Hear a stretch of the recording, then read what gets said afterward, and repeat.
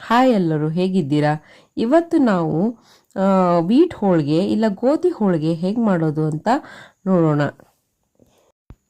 First ನಾವು 2 ಲೋಟ ತೊಗರಿಬೇಳೆಯನ್ನು ಚೆನ್ನಾಗಿ ವಾಶ್ ಮಾಡಿ ಅದನ್ನು ಬೇಯೋಕ್ಕೆ ಬಿಡಬೇಕು. ಆಮೇಲೆ ಇನ್ನೊಂದು ಪಾತ್ರೆಯಲ್ಲಿ ಗೋಧಿ ಹಿಟ್ಟನ್ನು 3 ಲೋಟ ಗೋಧಿ ಹಿಟ್ಟನ್ನು ಚಪಾತಿ ಹದಕ್ಕೆ ಮೆತ್ತಗಾಗಿ ಕಲಿಸ್ಕೊಂಡು ಅದನ್ನು 3 ಅವರ್ಸ್ ರೆಸ್ಟಿಗೆ ಇಡಬೇಕು.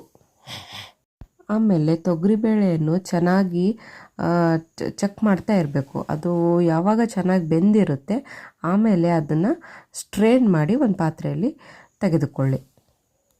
ಅದಕ್ಕೆ 1 ಕಪ್ಪು ತುರಿದಿರೋ ಕೊಬ್ಬರಿ, ಆಮೇಲೆ 1/2 ಕಪ್ಪು ಬೆಲ್ಲ ಹಾಕಿ ಚೆನ್ನಾಗಿ ಮಿಕ್ಸ್ ಮಾಡಿಕೊಳ್ಳಿ. ಅದಕ್ಕೆ ಯಾಲಕ್ಕಿ, ಆಮೇಲೆ ಒಂದು ಚುಟುಕಿ ಉಪ್ಪು ಹಾಕಿ ಅದನ್ನ ಚೆನ್ನಾಗಿ ಬೇಯಿಸ್ಕೋಬೇಕು.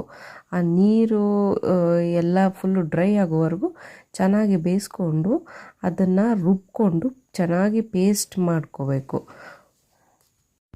ಅದು ಬೆಂದ ಮೇಲೆ ಒಂದು ಸ್ವಲ್ಪ ತಣ್ಣಗಾದ ಮೇಲೆ ಅದನ್ನು ಚಪಾತಿ ಹಿಟ್ಟಿನ ಒಳಗೆ ಈ ಥರ ತುಂಬಿ ಅದನ್ನು ಹೋಳಿಗೆ ಚಪಾತಿ ಥರ ಅದನ್ನು ಲಟ್ಸ್ಕೊಂಡು ಚೆನ್ನಾಗಿ 2 ಕಡೆ ಬೇಯಿಸ್ಕೊಂಡ್ರೆ ನಮಗೆ ಸಾಫ್ಟಾಗಿ ಹೋಳಿಗೆ ತಿನ್ನೋಕ್ಕೆ ರೆಡಿ ಆಗುತ್ತೆ. ಈ ಹೋಳಿಗೆ ಮಾಡೋಕ್ಕೆ ಒಂದು ಸ್ವಲ್ಪ ಲಾಂಗ್ ಪ್ರೊಸೀಜರ್ ಆದರೂ ಒಂದು ಸಲ ನೀವು ಮಾಡ್ಕೊಂಡು ತಿಂದರೆ ಅದನ್ನು ಮತ್ತೆ ಮತ್ತೆ ಮಾಡ್ಕೊಂಡು ತಿಂತೀರ.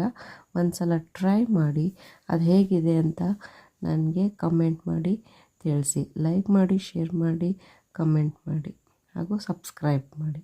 Thank you.